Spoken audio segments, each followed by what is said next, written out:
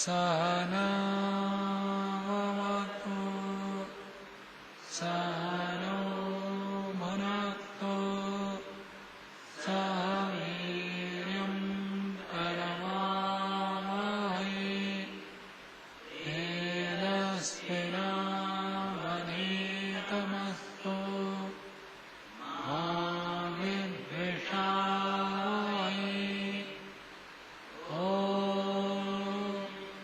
शांति शांति शांति। वेदांत दर्शन की 98वीं कक्षा है। वेदांत दर्शन में तृतीय अध्याय का चौथा पाद प्रारंभ किया था। 8वें सूत्र तक हुआ था, आज 9वें सूत्र से पढ़ेंगे। चौथे पाद में ये प्रकरण प्रारंभ किया कि उपासना से ब्रह्म ज्ञान प्राप्त होता है और उस ब्रह्म ज्ञान से मुक्ति होती है। यानी मुक्ति जीवात्मा का परम पुरुषार्थ है। अब उस पक्ष में पूर्व पक्ष ने रखा था ज्ञान से जो मुक्ति, ज्ञान से जो फल की प्राप्ति कह रहे हो, फल की प्राप्ति ज्ञान से नहीं होता, कर्म से होता है। कर्म करेंगे तो फल मिलेगा। तो ज्ञान से कोई भी फल नहीं मिलता, कर्म से मिलता है। इसलिए कर्म मुख्य है, ज्ञान उसका अंग है। ब्रह्म विद्या को भी वो कर्म का अंग मान रहा है पूर्व पक्ष। तो सिद्धांत ने 8वें सूत्र में जवाब दिया, ये जो कर्म से फल मिलता है, ये कौन से कर्म है? सकाम कर्म। सकाम कर्म में ऐसे होता है कि कर्म से फल मिलेगा, यानी मुक्ति फल ऐसा नहीं है। मुक्ति कोई सकाम कर्म का फल नहीं है, इसलिए मुक्ति कर्म का फल नहीं है। मुक्ति के लिए आवश्यक है ब्रह्म ज्ञान, तत्व ज्ञान। तत्व ज्ञान होने से मुक्ति होती है और वो तत्व ज्ञान उपासना से प्राप्त होती है। तो ये एक अधिक बात है। सामान्य रूप से आप देखेंगे कर्म करने से फल मिलता है, बिना कर्म के फल नहीं मिलता। लेकिन ये जो मुक्ति है इन सामान्य कर्म से अलग है, अधिक है। इसलिए मुक्ति फल कर्म करने से प्राप्त नहीं होता है। इसके लिए ब्रह्म ज्ञान की आवश्यकता है और ब्रह्म ज्ञान की प्राप्ति होती है उपासना से। कर्म मुख्य है, ज्ञान उसका अंग है। पूर्व पक्षी ने कहा था उसका निषेध कर रहे हैं। तो एक एक सूत्र में पूर्व पक्षी ने जो बातें रखी थी उसको एक एक से निषेध करेंगे।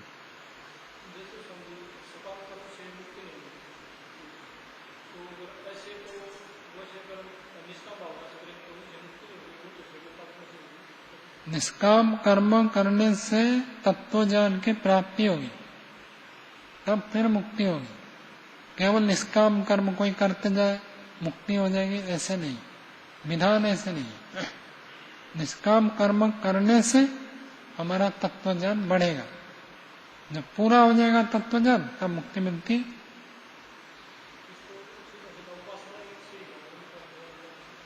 उपासना भी है। उपासना करने से व्यक्ति सकाम भावना को छोड़ेगा, सकाम भावना को छोड़ेगा तो निष्काम कर्म करेगा। ये सब आपस में जुड़े हुए हैं। अंत में जो मुक्ति होगी वो तत्व ज्ञान से होगी, बस। स्वामी जी, निष्काम भाव, निष्काम जो कर्म करते हैं उसके भी संस्कार तो बनते होंगे जी?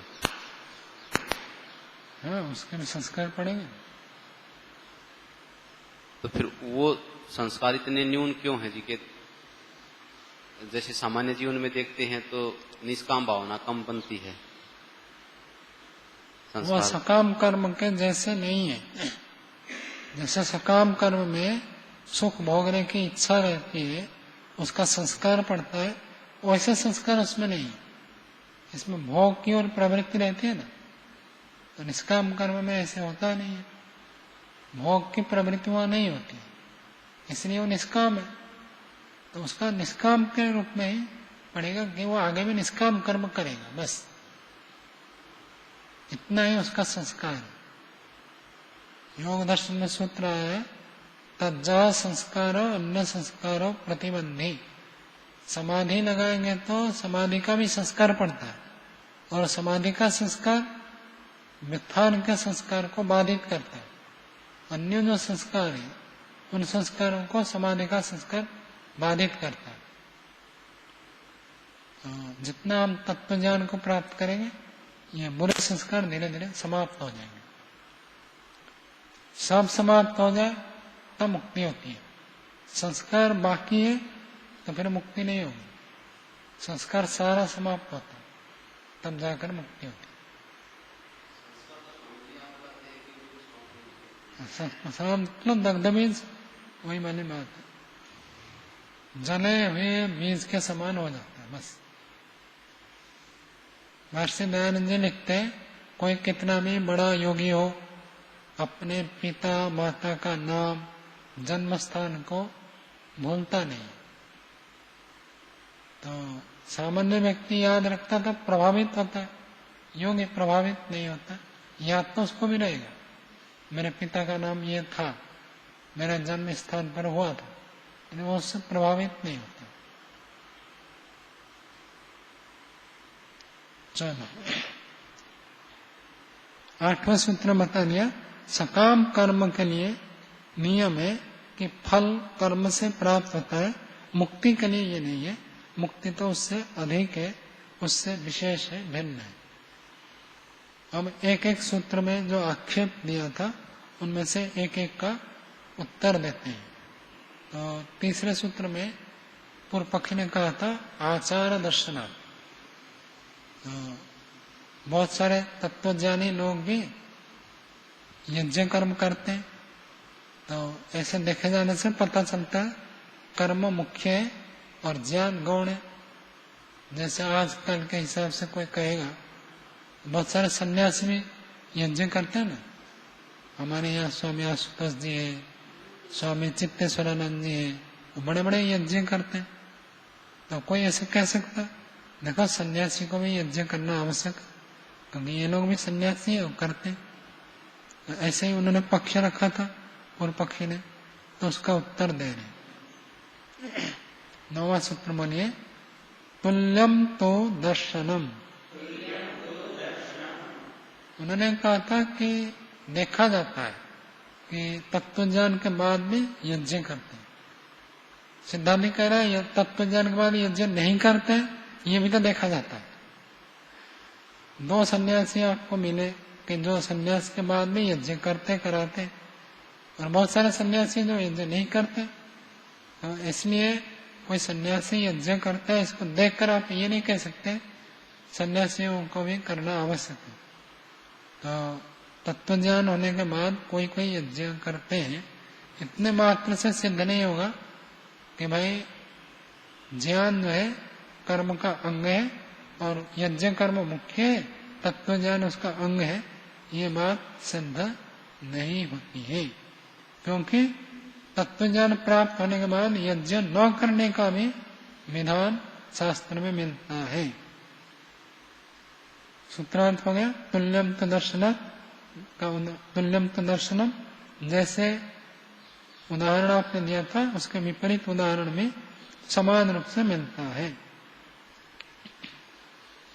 भाष्य देखिए, तुल्यम तो दर्शनम यच्च आचार दर्शनम उत्तम जनको मैनेहो महोदक्षिणेन ईजे यक्षमाणो वै भगवंत अहम अस्मि इति तो तुल्यम दर्शनम उपलभ्यते।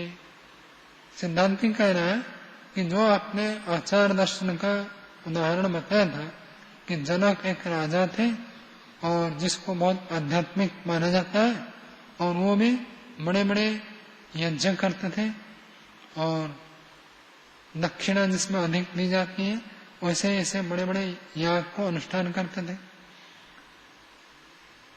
यक्षमाणो वही भगवंतो हम अस्मि, तो किसी को आत्मा परमात्मा के लिए पूछने के लिए गए और वो कह रहे कल सुबह आइए, आज आप आए, कल सुबह आइए, मैं यज्ञ करता हुआ मिलूंगा, वहां बैठकर बात करेंगे।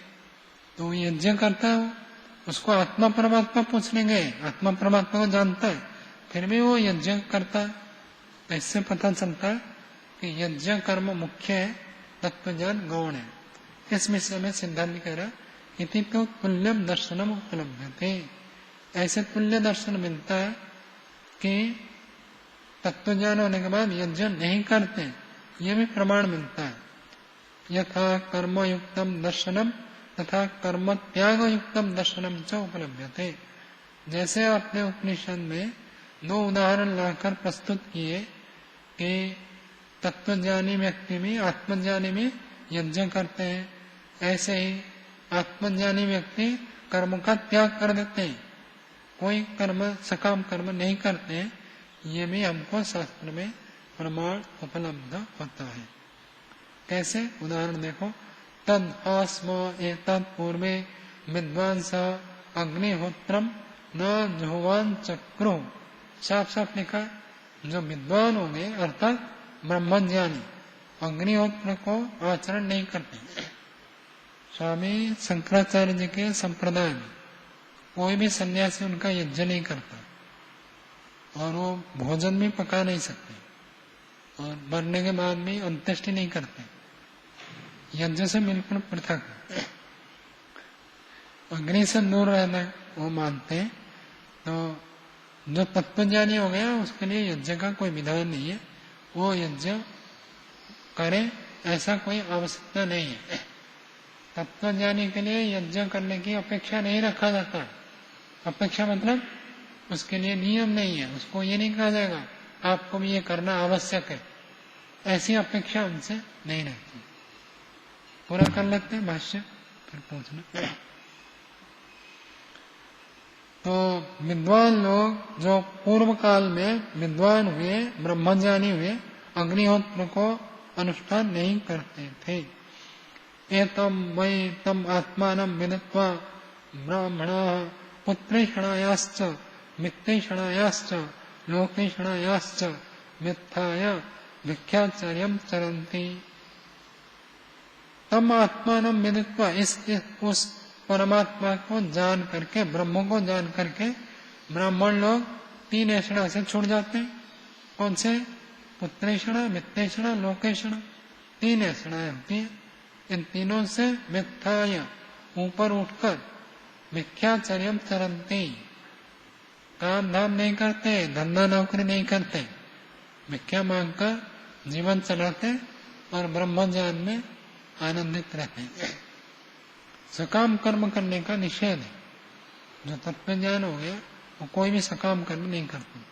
पुत्र चाहिए तो पुत्रेष्टि यज्ञ करते हैं, स्वर्ग सुख चाहिए तो 10 पूर्णिमा षष्ठी करते हैं, और गांव के मुखिया बनना है तो ग्राम काम यज्ञ करते हैं।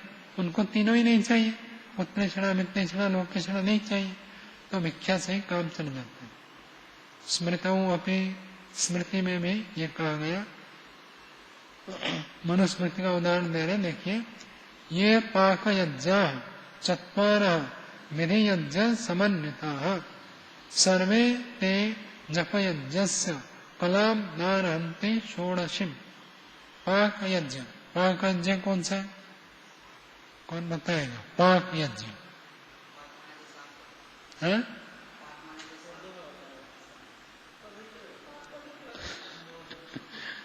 पाक यज्ञ कौन सा है? बनी वैश्वदेव यज्ञ।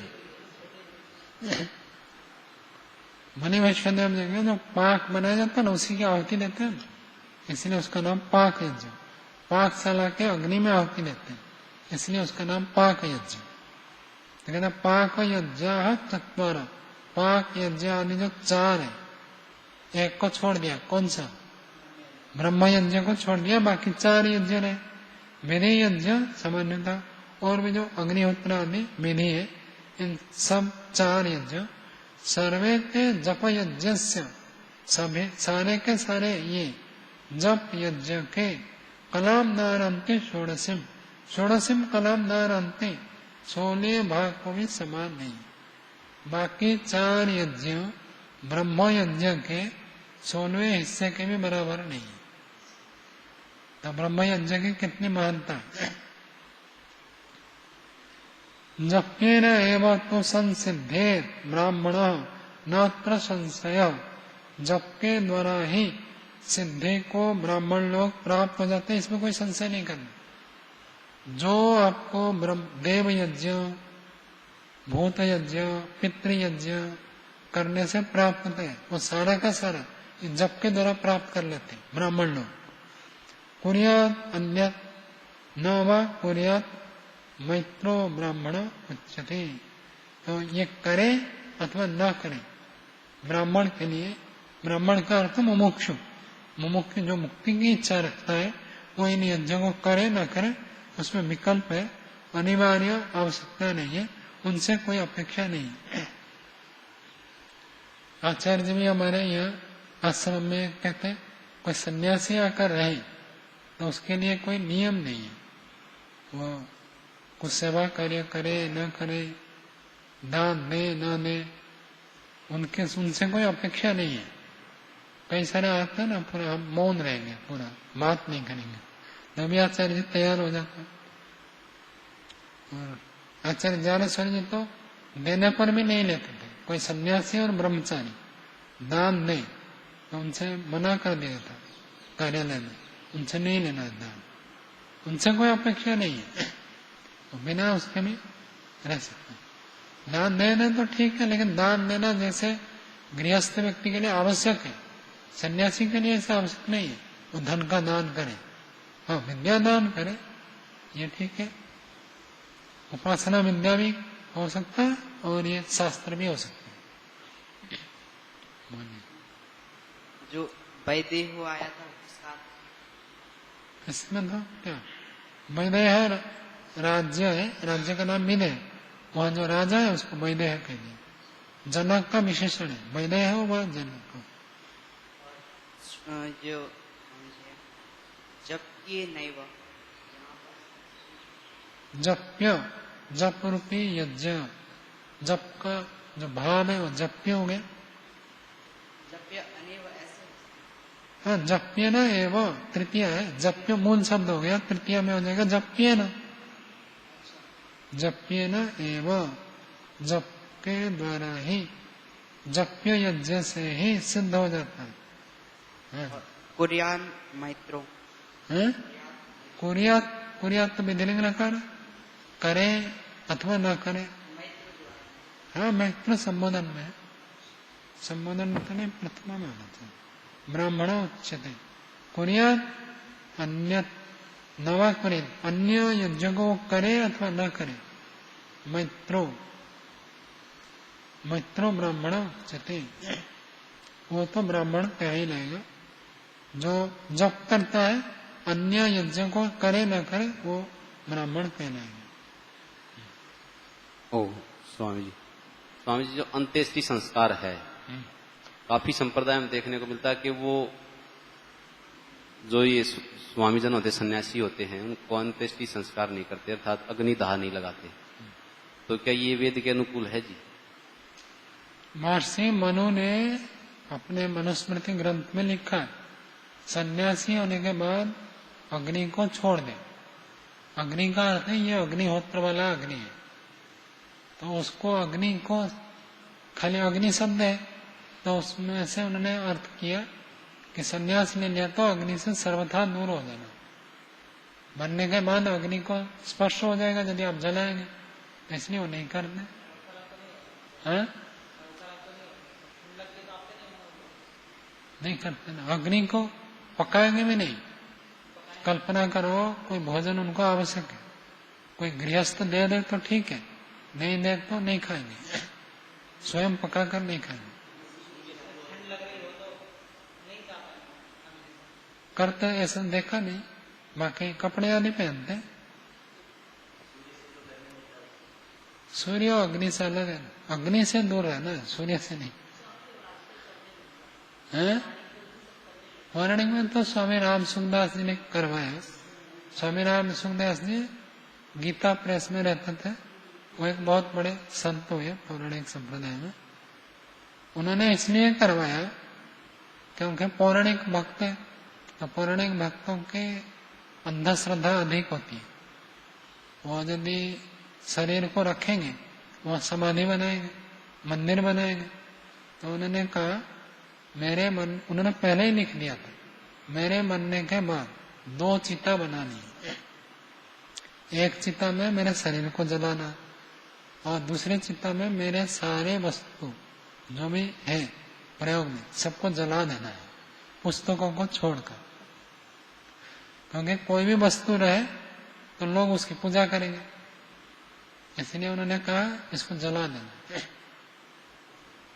तो उनके बाद ऐसे ही किया गया, 2 चिताएं हुई वो जला दिए और कहा मेरे नाम से कोई आश्रम नहीं खोलना, मेरे नाम से कोई पीठ नहीं बनाना, जहाँ अंत्येष्टि होगा वहाँ समाधि नहीं बनानी, कुछ नहीं करना। और कोई यदि करे तो वो उस व्यक्ति का माना जाएगा, मेरा नहीं माना जाएगा। ऐसे ऐसे उन्होंने बहुत सारा लिख दिया था। उसको फिर पुस्तक बनाकर छाप कर लोगों ने बांट दिया। एक संत की वसीयत नाम से मिलता है वो। स्वामी जी, आपने उस दिन बताया था कि जो लाल वस्त्र धारण किए जाते हैं ये अग्नि का रूप है, अर्थात ज्ञान का रूप है। तो वैसे अग्नि से बच रहे हैं और अग्नि के जो अग्नि द्रव्य हो गया ना, ये तो सांकेतिक है ना, इसमें तो आक्षेप नहीं कर सकते क्योंकि ये सांकेतिक है ना। अग्नि तो इसको नहीं कह सकते। अग्नि से दूर रहना ये लिखा है, अग्नि को छोड़ देना ये लिखा है। मैंने उसमें संस्कार विधि में महर्षि ने लिखा है, महर्षि ने टिप्पणी में भी ये लिखा, इसको ना समझकर लोग अग्नि से दूर रहना मतलब ऐसे गलत अर्थ करते हैं। स्वामी जी 2 प्रश्न हैं कि मनुष्य मात्र के लिए वेद ने अंत्येष्टि संस्कार का विधान किया है, तो ये स्वामी जनों पे क्यों नहीं घटता? और फिर महर्षि को भी तो अंतिम संस्कार किया गया था जी, उनका महर्षि ने लिखा था मेरी मृत्यु होने के बाद ऐसे करना है। नहीं तो सन्यासी तो वहां भी आए थे, पौराणिक सन्यासी कहते ये हमारे सन्यासी है, इनका संस्कार नहीं होगा। फिर वो वसीयतनामा दिखाया गया कि देखो स्वामी जी ने ऐसे लिखा, मरने के बाद मेरा अंत्येष्टि करना। तब जाकर वो चुप हो गए। महर्षि मनु ने मना किया जी, विधान किया, और महर्षि दयानंद ने उसका पालन किया कि ये दोनों में क्या विपरीत भाव नहीं बनता जी? नहीं, महर्षि ने तब अग्नि का अर्थ ये किया ना, अग्नि का अर्थ अग्निहोत्र, अग्नि को छोड़ देवे अर्थात अग्निहोत्र को छोड़ देवे। महर्षि मनु ने ऐसा किया जी। महर्षि मनु ने लिखा अग्नि को छोड़ देवे जी। तो महर्षि दयानंद ने अर्थ किया अग्नि का अर्थ अग्निहोत्र। हाँ जी। अग्निहोत्र को छोड़ देते हैं सन्यासी।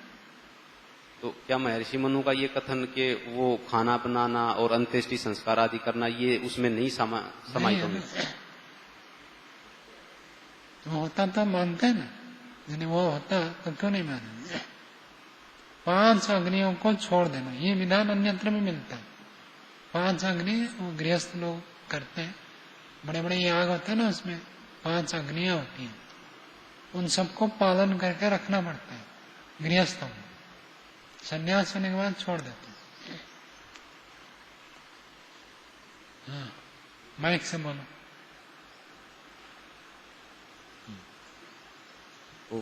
ओम। जो यज्ञ के लिए निषेध किया है उसके लिए विकल्प रूप में या करना ही नहीं चाहिए, जो वाक्य से न लिखा है? उन्होंने वहां तक इतना ही लिखा है कि अग्निहोत्र को छोड़ देवे। तो उसको करने से क्या पाप लगेगा फिर? पाप नहीं लगेगा। पाप तब लगता है जब कुछ वेद के विपरीत आचरण करें। ये विपरीत हो गया ना? विपरीत नहीं, जो कथन है इससे विपरीत हो गया। वेद में यज्ञ का विधान है, अब कौन करे ये थोड़ा समंजस आपको लग रहा है कि भाई सन्यासी के लिए मना कर दिया कि यज्ञ न करें, और फिर ये लोग कहें क्यों करते हैं, पाप लगेगा क्या? तो उसको वो लोग जो सन्यासी लोग यज्ञ करते हैं वो दूसरे रूप से व्याख्या करते हैं। कहते हैं यज्ञ 2 रूप में होता है, सकाम भावना से निष्काम भावना से। तो हम निष्काम भाव से करते हैं। इस यज्ञ से हमको कोई धन संपत्ति पुत्र पौत्र परिवार अगला जन्म बढ़िया मिले, इस भावना से हम नहीं करते, हम निष्काम भावना से करते। दूसरा प्रश्न है, क्योंकि इसमें एक और भी लिंग मिलता है, जैसे पढ़ा था ना, श्रुति लिंग वाक्य प्रकरण, तो एक लिंग मिलता है। महर्षि दयानंद ने यज्ञ करवाया था। तो जब सामान्य नियम ये है कि अच्छे गृहस्थ ही यज्ञ कराए पुरोहित के रूप में, यानी कोई अभाव है तो इस अभाव की स्थिति में कराते हैं। ऐसे कई लोग आग्रह करते हैं, हमारे बेटा का उपनयन मैदान संस्कार करेंगे, आप कराइए, अन्य से हम नहीं कराना चाहते। दीक्षा रूप में मानते ना उसको, तो इसलिए करा देते हैं। इसलिए कोई ऐसे दोष वाली बात नहीं है, पाप लगेगा उनको, ऐसे नहीं है। दूसरा जो नीचे कहा है कि ब्राह्मण, अंतिम वाला वाक्य, जो इसमें प्राप्त कर रहा है उसको या प्राप्त कर लिया उसको कहा है? प्राप्त जो इच्छा मुमुक्षु है, हमें पूरा तत्वज्ञानी नहीं बना है, तो ऐसे व्यक्ति के लिए कथन है कि वो मुमुक्षु यदि है, चाहे वो भले करे ना करे, दोनों में ठीक है। मुमुक्षु के बारे में बहुत सारे बताएंगे, अभी इसी वेदांत में बताएंगे मुमुक्षु को क्या करना चाहिए क्या नहीं करना चाहिए, बहुत सारा बताएंगे। आगे देखिए 10वां सूत्र, बोलिए असार्वत्रिकी। तो उन्होंने कहा था कि चौथा सूत्र देखिए, चौथा सूत्र में कहा था यदेव विद्या करोति, जो कुछ भी करता विद्या पूर्वक ही करता।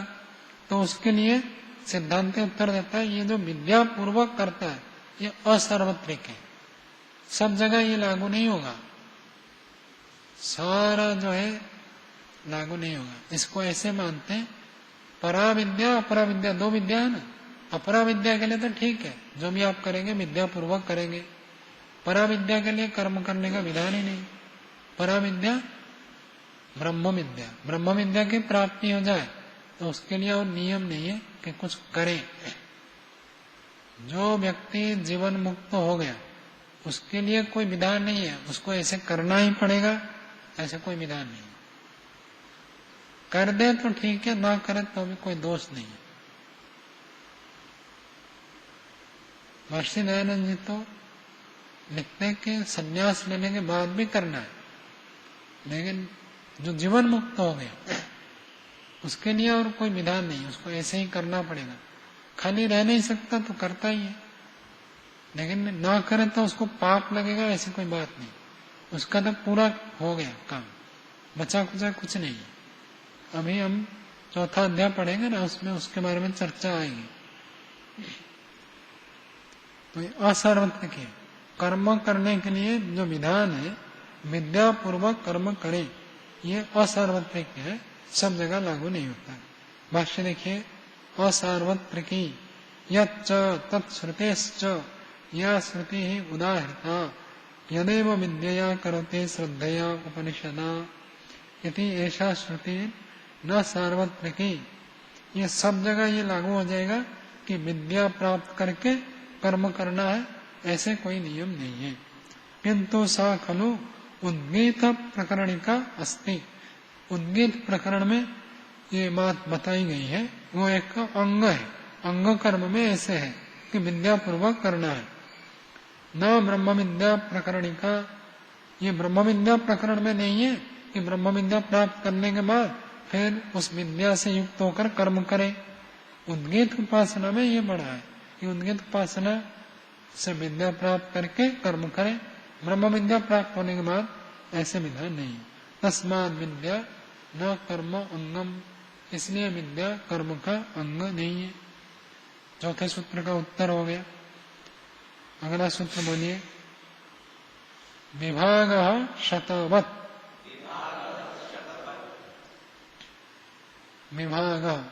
विभाग कर देना चाहिए शतवत्, 100 के समय।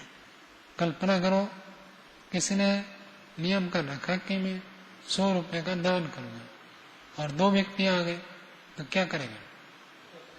आधा आधा दे देगा, 50 इसको 50 उसको दे देगा।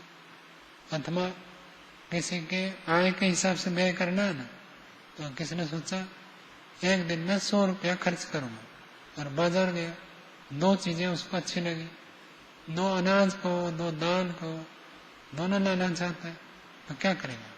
50 रुपए का कुछ, 50 रुपए का कुछ विवाह कर देगा। ऐसे ही यहाँ पर कहते हैं, जो 5वें सूत्र में उन्होंने आक्षेप लगाया था, समन्नारंभणा, विद्या और कर्म साथ साथ चलते हैं, लेकिन इसके भाग कर दो। कुछ जगह पर तो ऐसे है, विद्या का फल कुछ अलग मिलता है, कर्म का फल कुछ अलग मिलता है। विद्या भी फल देता है, कर्म भी फल देता है, ये ठीक है, साथ साथ जाते हैं, साथ साथ फल देते हैं, लेकिन विद्या का फल अलग होता है, कर्म का फल अलग होता है। उसी बात को कह रहे, विभाग शतवत, 100 के समान यहाँ विभाग कर लेना चाहिए।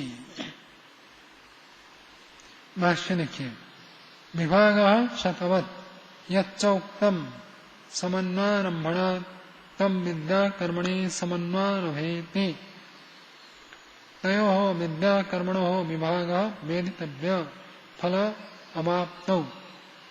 कहते ये जो 5वें सूत्र में पूर्व पक्षी ने कहा था सम अनु आरंभणा, तो सम अच्छे प्रकार से दोनों एक दूसरे के साथ साथ चलते हैं। तब विद्या कर्मणि, विद्या और कर्म को प्रारंभ करता है, अनुष्ठान करता है। ऐसे नहीं कि केवल कर्म करे, विद्या को छोड़ दे, और ऐसे नहीं कि केवल विद्या प्राप्त करे, कर्म को छोड़ दे, साथ साथ दोनों को करने का विधान है। तो ये जो साथ साथ विद्या कर्म का विधान है, कहते तयो हो विद्या कर्मणो हो विभाग वेदितव्य फल अवाप्तौ। फल की प्राप्ति में विद्या और कर्म का विभाग समझ लेना चाहिए। तो विद्या से भी फल प्राप्त होता है, कर्म से भी फल प्राप्त होता है। यदा विद्या वा कर्म समन्वयति तदा किमपि फलम विद्या निवर्तयति किमपि च फलम कर्म साधयति देहपात अनंतरम। एक व्यक्ति जीवन भर विद्या और कर्म की उपासना की, तो मरने के बाद जो उसको फल मिलेगा, कुछ फल तो कर्म के अनुसार मिलेगा, कुछ फल विद्या के अनुसार मिलेगा। बहुत सारे लोग हैं ना, प्रचारक हैं, तो विद्या भी साथ में लेकर चलते हैं और कर्म भी खूब करते हैं, खूब प्रचार प्रसार करते हैं, और अध्यात्म विद्या का भी प्रचार करते हैं। कर्म तो करते हैं, सेवा परोपकार सब करते हैं, इन अध्यात्म विद्या के लिए करते हैं। तो विद्या और कर्म साथ साथ, तो उनको विद्या का फल अलग मिलेगा, कर्म का फल अलग मिलेगा। विद्या का फल क्या मिलेगा? बनने के बाद विद्या का फल क्या मिलेगा? ये तो मोटी बात है, इसमें क्या? विद्या में रुचि होगी, विद्या के लिए संस्कार बनेगा, उसी के लिए वो तैयार बैठेंगे। अगले जन्म में विद्या में और उन्नति करेंगे। इस जन्म में कल्पना करो, दर्शन शास्त्र तक पढ़ा और उसको पढ़ाया, प्रचार किया, सब कुछ किया, तो अगले जन्म में वेद तक पढ़ेगा, क्योंकि विद्या में लगा रहा। और कर्म का फल क्या मिलेगा? कर्म का फल क्या मिलेगा? क्योंकि विद्या और कर्म दोनों को साथ साथ लेकर चला, तो कर्म का फल क्या मिलेगा?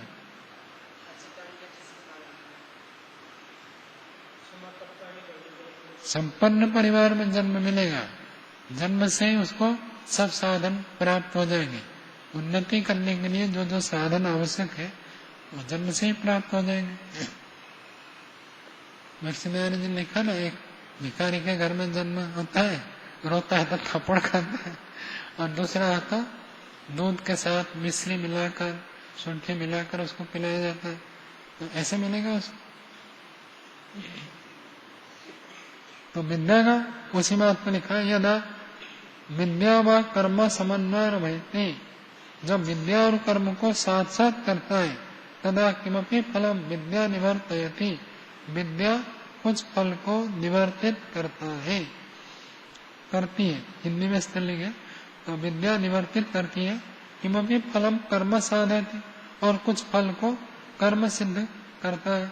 देहपात अनंतरम, देहपात के बाद पूर्ण विद्या हो जाए तब तो मुक्ति है, लेकिन पूर्ण विद्या नहीं हुई, कुछ हुई है और साथ में कर्म भी है, तो मरने के बाद उसको अगले जन्म में ये फल देंगे।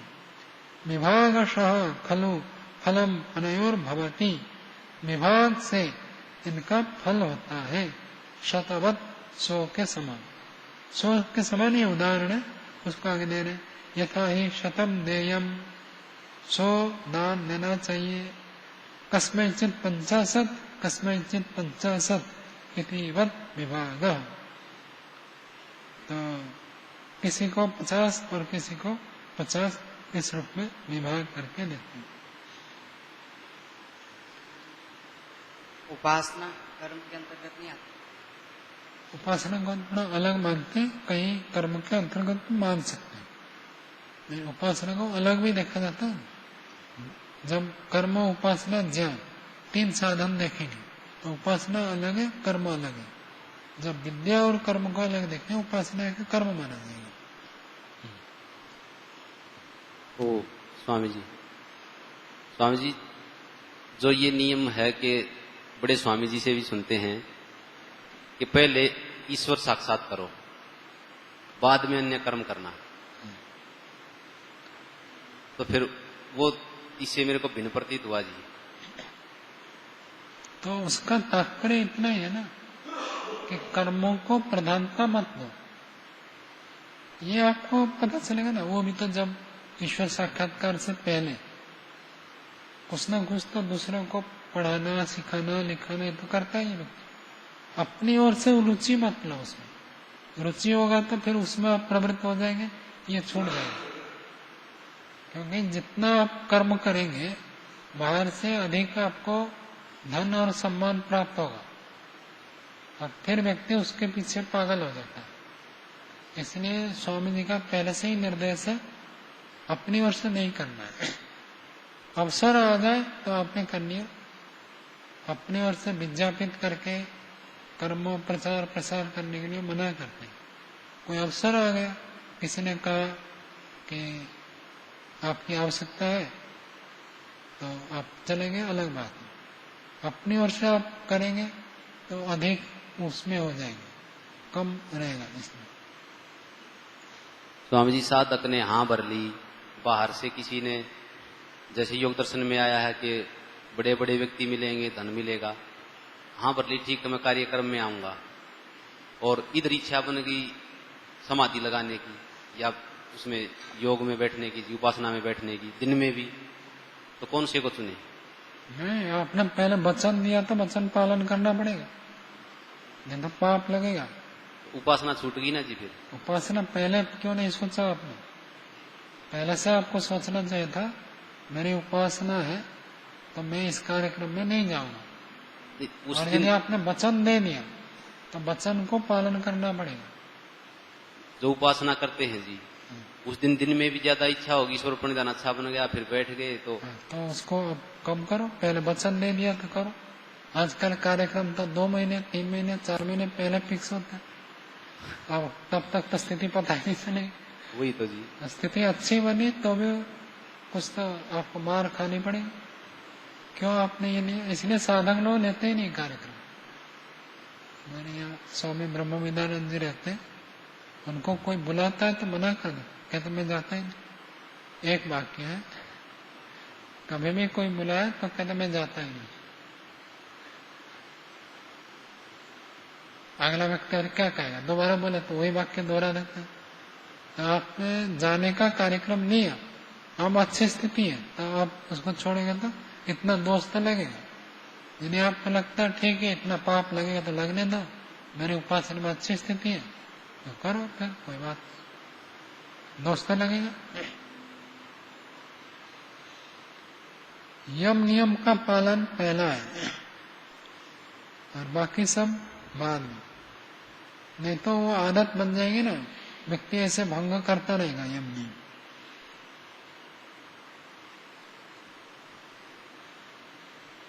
आगे देखिए, वचनम ही एतत् कर्मफल हेतुकम इति।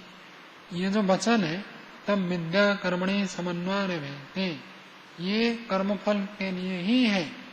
विद्या और कर्म से फल मिलता है, इस कर्मफल हेतु वाला है, ये मुक्ति फल वाला है ही नहीं। तो मुक्ति के लिए विद्या के साथ साथ कर्म भी करे, ऐसी कोई आवश्यकता नहीं है। जिसको मुक्ति चाहिए उसके लिए कर्म की अनिवार्यता नहीं है, अनुकूलता से कर सकता है। वो भी इसी प्रकार के स्वामी जी ऐसे कोई उपासना सीखना चाहता है उसके लिए मना नहीं करते। बाहर में जाना प्रचार प्रसार के लिए तो मना करते, लेकिन कोई कहेगा मुझे उपासना सिखाओ, ध्यान सिखाओ, उसके लिए मना नहीं करते। कोई कहेगा मुझे योग दर्शन पढ़ाओ, उसके लिए मना नहीं करते। अन्य के लिए तो मना करेंगे। ये जो सीधा ब्रह्म विद्या से जुड़ी हुई है उनके लिए ठीक है, कहते इतना कर दे तो भी आपका परोपकार निष्काम कर्म हो गया। बिल्कुल नहीं करना ये हानिकारक, क्योंकि हम समाज से उपकार लेते हैं तो समाज का कुछ उपकार करना चाहिए। पढ़ाते हैं पहले ये सब 5 दर्शन योग कहते हैं ना, पहले ये 5 दर्शन की परंपरा स्वामी जी ने प्रारंभ की।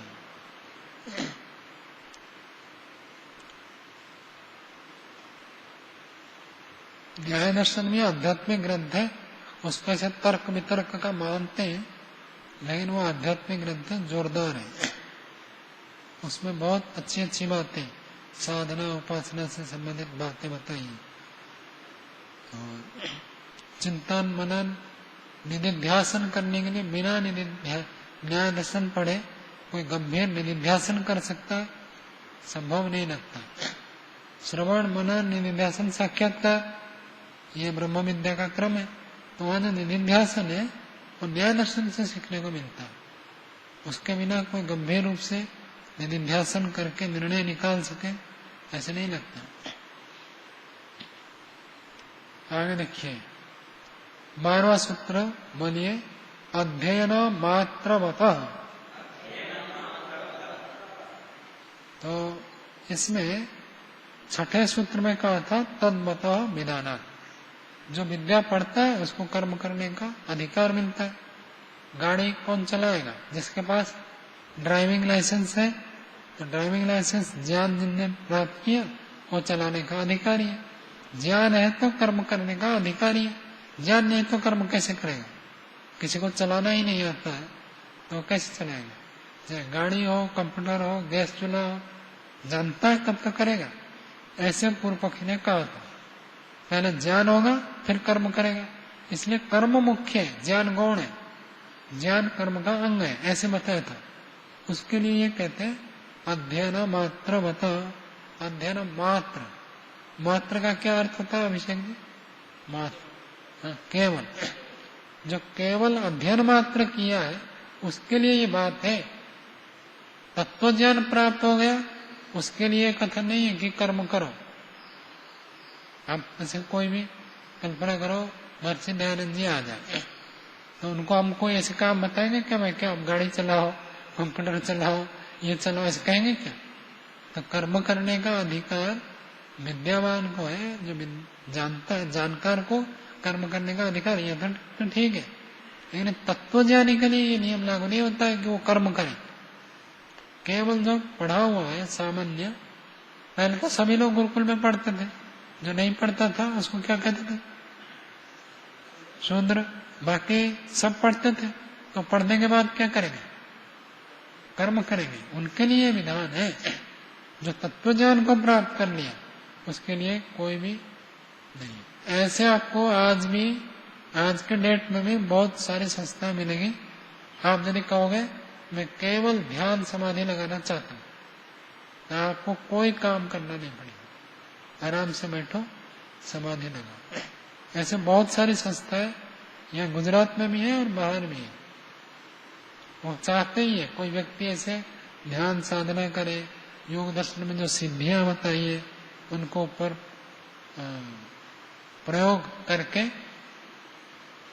क्रियात्मक रूप में प्रतिपादित करे दुनिया में, ऐसे चाहते हैं लोग। और ध्यान साधना करने वालों के लिए कर्म करने का अनिवार्यता नहीं है। हाँ, केवल पढ़ा हुआ है, ध्यान करने में मन नहीं लगता, तब उसके लिए कर्म करना पड़ेगा। ज्ञान हो गया, अब साक्षात्कार नहीं हुआ, तब तो कर्म करना चाहिए, खाली बैठे बैठे क्यों? जिसको सबसे मुख्य कार्य है ब्रह्म ज्ञान की प्राप्ति, जो ध्यान लगा कर सकते हैं, समाधि लगा सकते हैं, सबसे पहले वही काम करें जो वो काम नहीं कर सकते। दूसरा काम कौन सा है? पठन पाठन, ये उससे कम है। किसी विद्या को पठन पाठन करें तो ये विद्या लुप्त न हो जाए, आगे बनी रहे। एक व्यक्ति यदि पढ़ लेता है तो वो 10, 20, 30, 40 वर्ष तक ये परंपरा चलती रहती है, तो इस विद्या को चलाए रखें। और जो ये भी नहीं कर सकता, सब लोग पढ़ा भी नहीं सकते, जो पढ़ा नहीं सकता वो क्या करेगा? प्रचार करो। प्रचार करने का काम तीसरे स्तर पर है। सबसे पहला काम है समाधि लगाओ। नहीं लगा पाते, रुचि नहीं है, बनती नहीं है, गति नहीं हो रही है, तो पठन पाठन करो। और पठन पाठन में भी योग्यता नहीं है तो फिर प्रचार करो।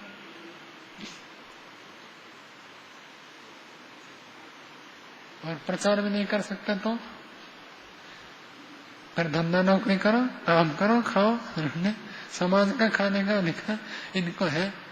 जो समाधि लगाते हैं, पठन पाठन करते हैं और समाज सेवा परोपकार करते हैं, वो मुफ्त में खा सकते हैं। नहीं तो फिर अपना धंधा करो, नौकरी करो, कमाओ, खाओ।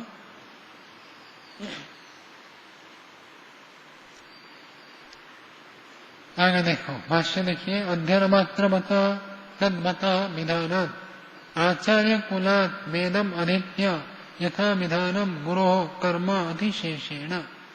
तो ये जो तद्वत विधानात् उन्होंने बताया था पूर्व पक्षी ने, उसके लिए उत्तर दे रहे कि आचार्य कुल से वेद को पढ़कर जैसे जैसे विधान है, गुरु को कर्म अतिशेषण, गुरु का कर्म दक्षिणा आदि जो शेष कर्म होता है उसको संपादित करके गृहस्थ में जाए, तब उसके लिए कर्म का विधान है। गृहस्थ व्यक्ति के लिए भिक्षा मांगना मना है। गृहस्थ को तो कमाना पड़ेगा। जो व्यक्ति मांगने का अधिकार तो दो कोई है, ब्रह्मचारी और सन्यासी। गृहस्थ यदि मांगता तब मांग सकता है जब कुछ पढ़ाए अथवा यज्ञ कराए, और तीसरा स्वयं दान भी देता है। तो दान देने के लिए कहां से लाएगा? दूसरों से दान लेकर दान देगा। ये तीन उसके लिए विधान गृहस्थ व्यक्ति के लिए। बाकी सन्यासी और ब्रह्मचारी ये भिक्षा के अधिकारी है, भिक्षा मांग सकते हैं। तदिदम अध्ययन मात्र मतः जनस्य ब्रह्मचारिणा ही कर्म उक्तम न हि तो मुमुक्षो। इस प्रकार के जो अध्ययन मात्र करे रहे, अभी साधना योगाभ्यास समाधि तक नहीं पहुंचा, केवल पढ़ा हुआ है, ऐसे व्यक्ति का, ब्रह्मचारी का कर्म विधान किया गया है। न तो मुमुक्षु, जो मुक्ति प्राप्त करना चाहता है उसके लिए कर्म का विधान नहीं है। फिर सूत्र बोलिए, न अविशेषात्।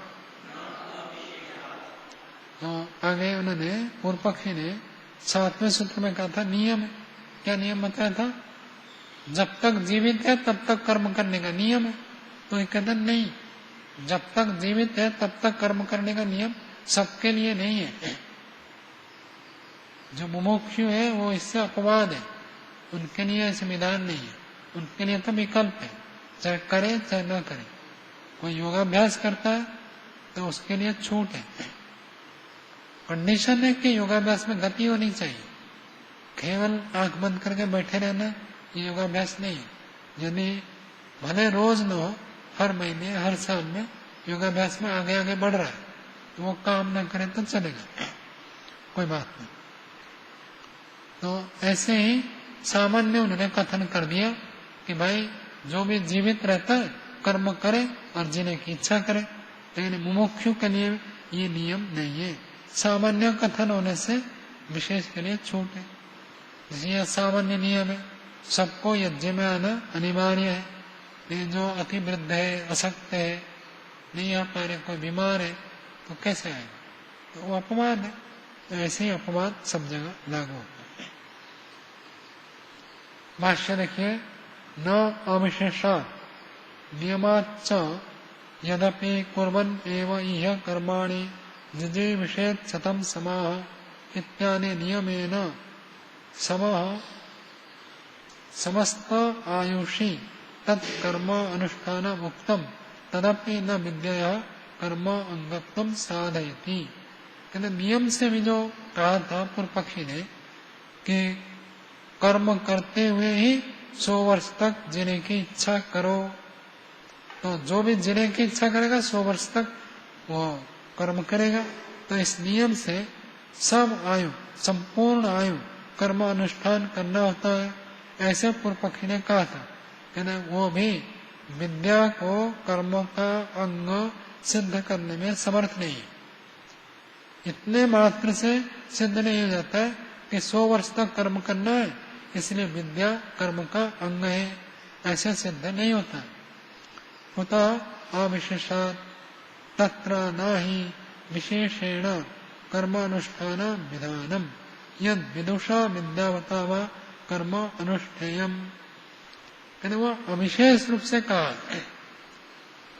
सामान्य कथन कर दिया है भाई आश्रम में रहेंगे तो यज्ञ में सत्संग में आना पड़ेगा, ये सामान्य विधान है। कोई बहुत उच्च कोटि के विद्वान है, अब वो विशेष कोई लेखन कार्य कर रहा है, उसके एक एक मिनट बहुत मूल्यवान है, तो उसको नहीं कहेंगे कि भाई आपको भी यज्ञ में आना अनिवार्य है। कोई सन्यासी है, ना आए तो चलेगा। ऐसे ही कोई असक्त है, वृद्ध है, नहीं आए चलेगा। जीवन भर उन्होंने काम किया, अब वृद्ध है, कर नहीं पा रहा, तो उसके लिए अनिवार्य नियम नहीं है। तो यही बात कह रहे, वह अविशेष रूप से कहा गया, न ही विशेषण, विशेषता देकर नहीं कहा। कौन सी विशेषता नहीं कह रहे? विशेषण नहीं दिया है। कौन सा विशेषण नहीं है? मुमुक्षु व्यक्ति को भी कर्म करना पड़ेगा, मुमुक्षु विशेषण वह नहीं है। यदि ऐसे पढ़ देते हैं कि मुमुक्षु को भी करना 100 वर्ष तक कर्म करना पड़ेगा, तब तो मानते हैं, तो मुमुक्षु विशेषण वह नहीं है, इसलिए सबको अनिवार्य है, ऐसे नहीं है। तो न ही विशेषेण कर्म अनुष्ठान विधानम यद विदुषा विद्यावता व, जो विद्वान है, विद्वान व्यक्ति के द्वारा भी कर्म अनुष्ठान करने योग्य है, ऐसे नहीं कहा गया है। सामान्य न विधानम अविदुषा अविद्यावता अपि कर्म अनुष्ठेयम। सामान्य विधान होने से वो कहाँ पर लागू होगा? अविदुषा अविद्यावता, जो अभी विद्वान नहीं है। विद्वान नहीं है मतलब क्या अर्थ है? जो विद्वान नहीं है उनके लिए विधान है कि 100 वर्ष तक कर्म करते हुए जियो। विद्वान नहीं मतलब क्या? नहीं है समझ?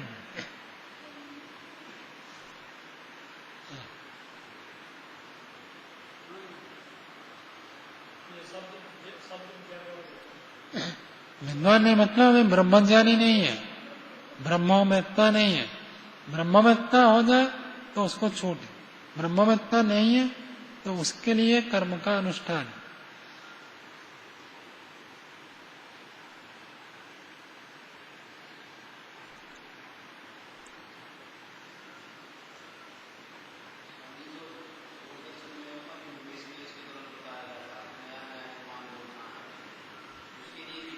हाँ, उसको भी कर्म करना पड़ेगा। बिना कर्म किए, सेवा परोपकार किए बिना चित्त की शुद्धि नहीं होती है। सेवा परोपकार कर्म करने से ही चित्त हमारा निर्मल होता है। जब तक सेवा परोपकार नहीं करेंगे तब तक स्वार्थ की भावना बनी रहती है। मैं भला मेरा भला, माइक इसको चाहिए तो ये जाना है, मेरे को क्या लेना देना है, मैं आराम से बैठूं। तो जब व्यक्ति सोचता है कि मैं स्वयं कष्ट उठाकर दूसरों को सुख दूं, योगाभ्यासी के लिए आवश्यक निर्देश लिखा है। कितने निर्देश है उसमें? 18। 18 निर्देश में लगभग 14 नंबर या 15 नंबर होना चाहिए। योगाभ्यासी को स्वयं कष्ट उठाकर दूसरों को सुख देने का प्रयत्न करना चाहिए। स्वयं कष्ट उठाकर दूसरों को सुख दे, तभी आध्यात्मिक उन्नति होती है। उसके लिए विधान है। और जिसकी आध्यात्मिक उन्नति हो गई उसके लिए ये आवश्यक नहीं है।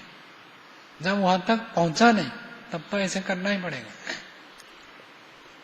कोई भी व्यक्ति बिना परोपकार किए आध्यात्मिक मार्ग में तीव्र गति को प्राप्त नहीं कर सकता। और होती भी नहीं ना, पहले से ही किसी को आकर आप कह दो कि घंटों बैठकर ध्यान करो, वो कर ही नहीं सकता। लेकिन उसको काम में लगाओ तो खूब भाग दौड़कर काम करते हैं।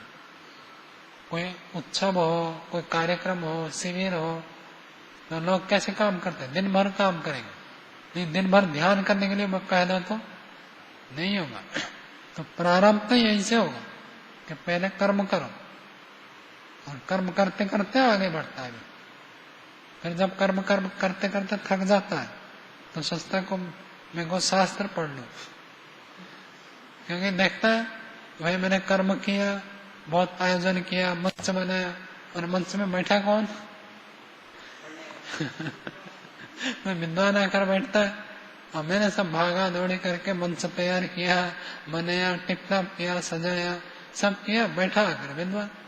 तब फिर बनने की इच्छा होती है कि मैं भी विद्वान बनूं, और फिर विद्वान बनता है।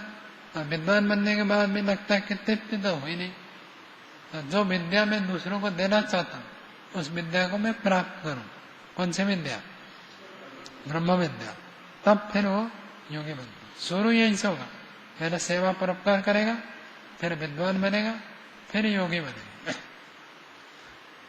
स्वामी जी, सेवा में और उपकार में बड़ा कौन है जी? हाँ, कहीं कहीं पर्यायवाची मान सकते हैं, कहीं थोड़ा अलग भी हो सकता है। सेवा मतलब बहुत सारे प्रकल्प है, उसमें भी कोई सेवा कर सकता है।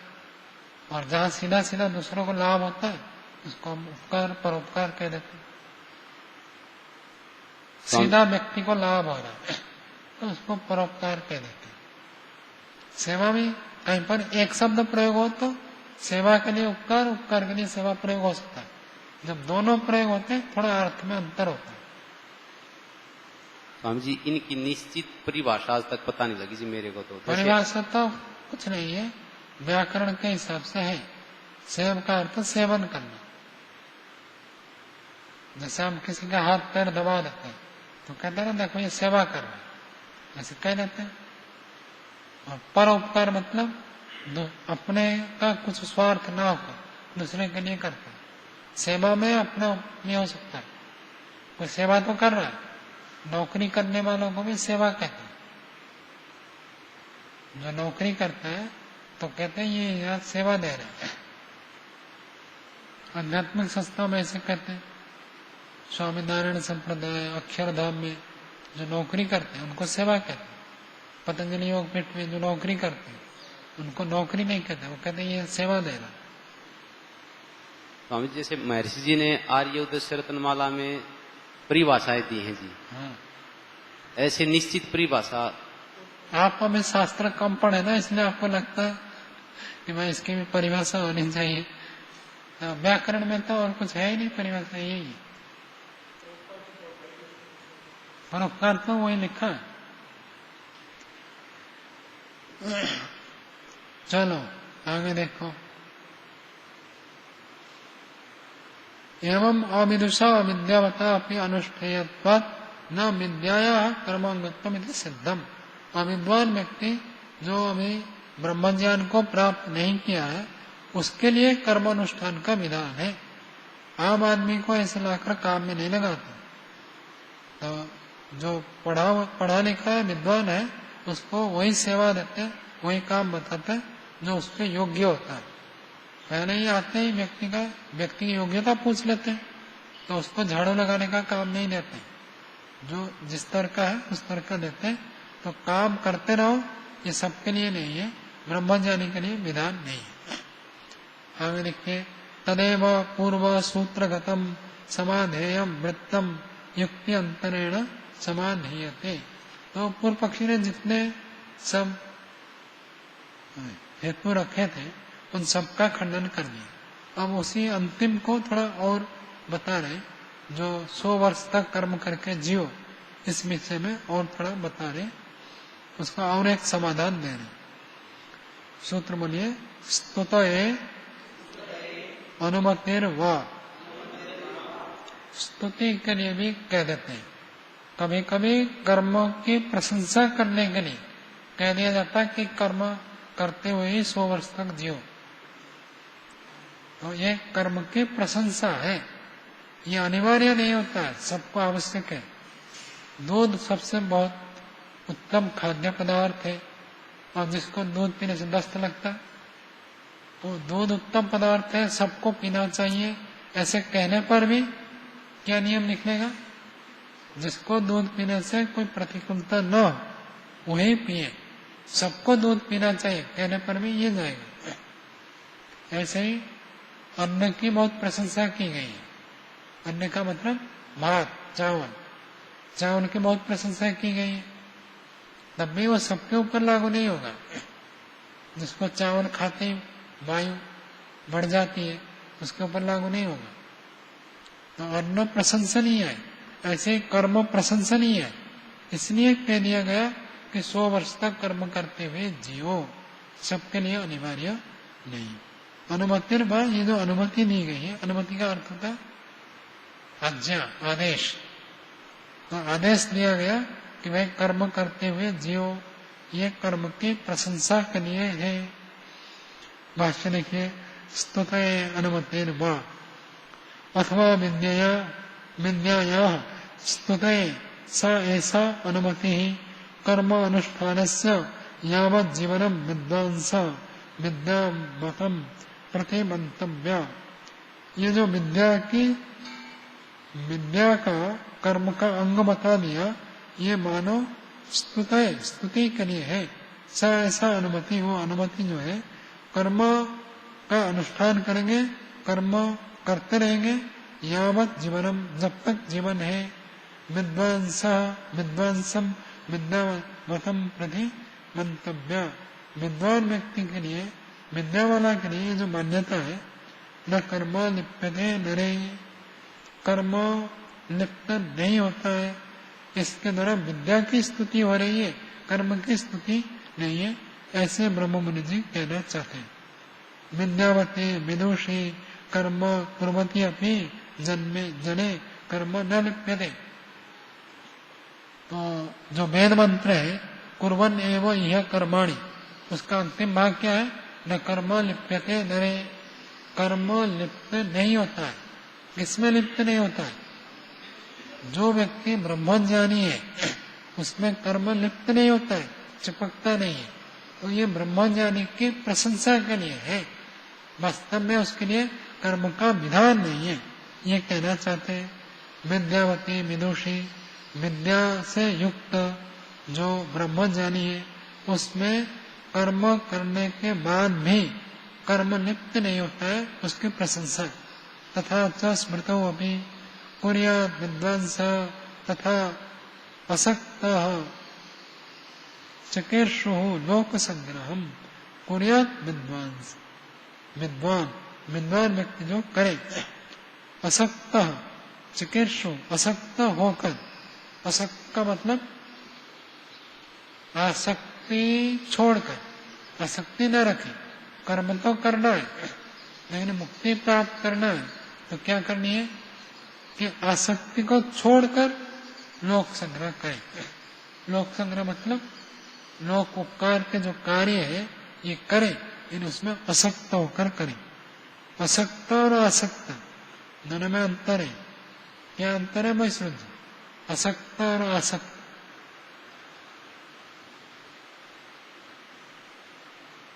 पता ही नहीं आप?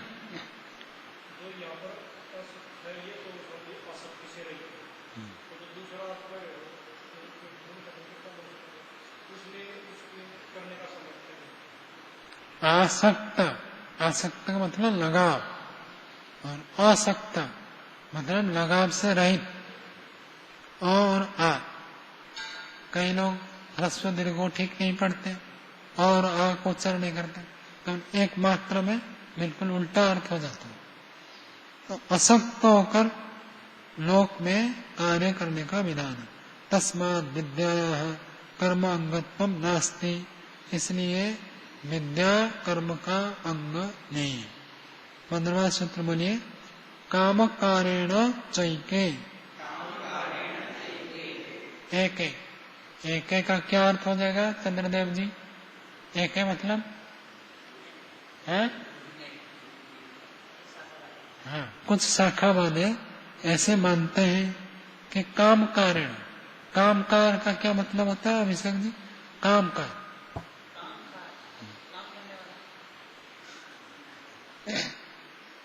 काम कार का अर्थ होता है अपनी मर्जी। चाहे मर्जी है, आपकी मर्जी है, चाहे करो चाहे ना करो। कामचार जो कहते हैं ना वो काम कार है।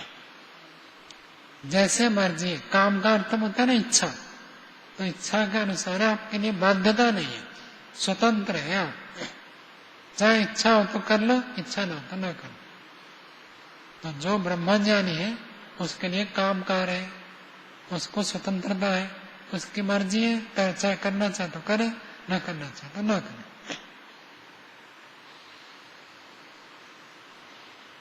तो काम कारण एके, काम कारण च एके, एके साखिनश्च कर्मानुष्ठानम काम कारण पठन्ति। कर्म का अनुष्ठान को काम का स्वतंत्रता से पढ़ते हैं, स्वेच्छा पूर्वक पढ़ते हैं। स्वेच्छा अपनी मर्जी।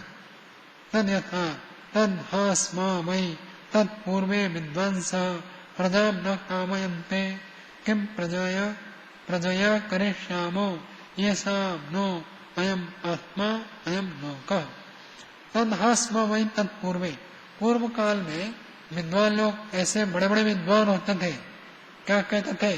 प्रजा न कामयन्ते, प्रजा की कामना नहीं करते थे। किम प्रजया करिष्यामः, क्या अर्थ है? किम प्रजया करिष्यामः,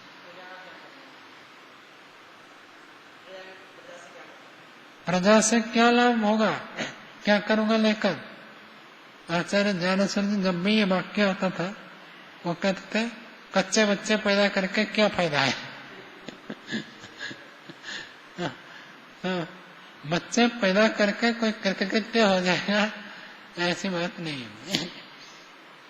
स्वामी रामदेव जी भी कहते हैं कि बच्चे को योग्य बना दो, ये नहीं है आप अपने आप तो योग्य बन सकते हैं, आपके बच्चे आध्यात्मिक बन जाए कोई गारंटी नहीं है। रामचंद्र जी ने रामचंद्र जैसे बच्चा नहीं दे पाए, कृष्ण जी ने कृष्ण जैसे बच्चा नहीं दे पाए, आप कैसे दे देंगे? तो बच्चे को ऊपर गारंटी नहीं है। गारंटी किसके ऊपर? अपने ऊपर है। आप चाहे तो राम बन सकते हैं, यानी आप राम पैदा कर दें, ये संभव नहीं है। ये बात ये लिखा है। किम प्रजया करिष्यामः, प्रजा उत्पन्न करके क्या करेंगे? ये सब न अयम आत्मा अयम लोक। न का क्या अर्थ है? ये सब नो अयम आत्मा अयम लोक। चंद्रदेव जी, न का क्या अर्थ है? न, नो, नो लिखा ना, नो, अंग्रेजी का नो नहीं है ये।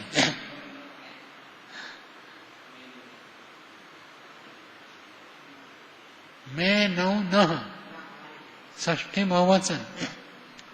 ये सब अस्माकम, जिन हम लोगों का, अयम आत्मा अयम लोक।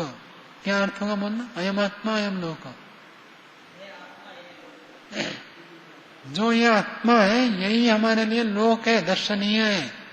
बच्चे के दर्शन करने की इच्छा नहीं करते। कौन?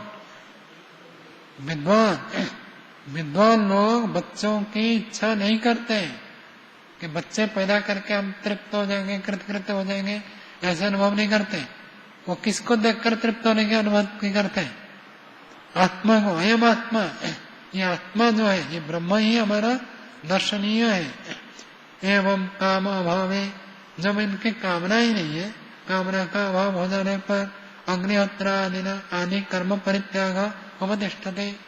जिसको बच्चा पैदा करनी है वो पुत्रेष्टि यज्ञ करेगा। जिसको बच्चे ही पैदा नहीं करना है तो उसको अग्निहोत्र करने की क्या आवश्यकता है? वो तो मुक्ति के लिए जाना चाहता है, उसके लिए कर्म परित्याग उपस्थित हो जाता है। विद्यावत है, विदुषे, जो विद्वान है, ब्रह्मज्ञानी है, मुमुक्षु है, उसके लिए सकाम कर्म करने का विधान नहीं है। तथा स्मृतों अपनी, ऐसे स्मृति में भी बताया, कुर्यात् अन्यत् न वा कुर्यात् मैत्रो ब्रह्मण उच्यते। ये पहला आ चुका है। चाहे वो कर्म करे चाहे न करे, वो ब्राह्मण स्वतंत्र होता है और स्वतंत्र में से रहता है, कामकार है, उसके लिए अनिवार्य नहीं है कर्म करने का नियम। एक छोटा सा सूत्र और पढ़ लेते हैं, ये प्रकरण पूरा हो जाएगा। 16वां सूत्र बोलिए, उपमर्दम च। उपमर्द का अर्थ क्या होता है, कौन बताएगा? उत्तम जी बताओ, उपमर्द का क्या अर्थ होता है? मर्दन कर देना, मसल देना, नष्ट कर देना। जैसे बीज को आप डाल देते भूमि में तो जमीन से उसका मर्दन हो जाता है, मतलब मसल देते, नष्ट हो जाता है। तो कर्म जो है नष्ट हो जाता है, किसके द्वारा? विद्या के द्वारा। ब्रह्म ज्ञान प्राप्त हो जाए तो आपके सारे कर्म खत्म हो जाएंगे। कर्मों के द्वारा नहीं, ब्रह्म ज्ञान के द्वारा, तत्व ज्ञान के द्वारा कर्म नष्ट हो जाता है। इसलिए तत्व ज्ञान कर्म का अंग नहीं है। कर्म गौण है, ज्ञान मुख्य है, ज्ञान के द्वारा कर्म नष्ट हो जाता है। देखो भाष्य लिखिए, उपमर्दम च कर्मणाम उपमर्दम क्षयम। उपमर्दम का अर्थ कर दिया क्षयम। च एक शाखना आमनंती, कुछ शाखा वाले पढ़ते हैं कि कर्म का क्षय हो जाता है। विद्वांसम प्रति, विद्वान व्यक्ति के लिए कर्म हावी नहीं होता है। क्या हावी नहीं होता है अभिषेक जी? विद्वान व्यक्ति के ऊपर कर्म हावी नहीं होता है। कर्म उसको अगला जन्म नहीं दे सकता है। जिसको तत्व ज्ञान हो गया, जिसको ब्रह्म ज्ञान हो गया, उसके कर्म उसको अगला जन्म नहीं दे सकते, वो मुक्ति में जाएगा। विद्यते हृदय ग्रंथिस छिद्यन्ते सर्व संशया क्षीयन्ते तस्य कर्माणि तस्मिन् दृष्टे परामरे। हृदय के गांठ छिन्न भिन्न हो जाते हैं, संशय मिट जाते हैं और उसके कर्म क्षय हो जाते हैं, नष्ट हो जाते हैं। तस्मिन् दृष्टे परामरे, क्या अर्थ है चंद्रदेव जी? तस्मिन् दृष्टे परामरे, सब जगह से नहीं बात। तस्मिन् दृष्टे, उसको देख लेने पर, उस ब्रह्म को जान लेने पर, ब्रह्म साक्षात्कार हो जाने पर सारे कर्म क्षय हो जाते हैं। एतस्मात् कर्म कारणात् अपि विद्यायाः कर्मांगत्वं न संभवति, क्योंकि तत्वज्ञान हो जाने के बाद कर्म नष्ट हो जाता है, इसलिए कर्म का अंग नहीं है। यदि कर्म का अंग होता, कर्म को नष्ट नहीं कर पाता, तो इसलिए भी कर्म का अंग विद्या नहीं। आज का पाठ यही विराम होते।